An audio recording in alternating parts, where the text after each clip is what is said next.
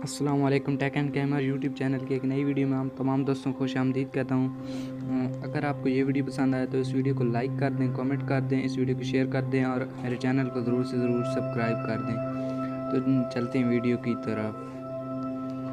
तो सबसे पहले आपने गूगल प्ले स्टोर ओपन करना है और उधर सर्च करना है आइज़ प्रोटेक्टर नाइट मोड, जैसे कि लिखा हुआ सामने आ रहा है आइज़ प्रोटेक्टर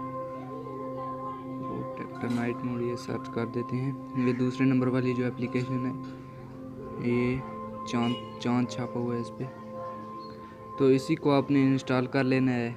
देख सकते हैं 4.2 की रेटिंग है इसकी, 5,000 डाउनलोड्स हैं इसके, और इसकी अब नई अपडेट भी आने वाली है जो कि काफ़ी अच्छी है। तो ये देख कर ओपन कर लेते हैं। ये है जी हमारा। तो ऐसे नाइट मोड इनेबल कर देंगे तो देख सकते हैं आप कितना फ़र्क पड़ सकता है।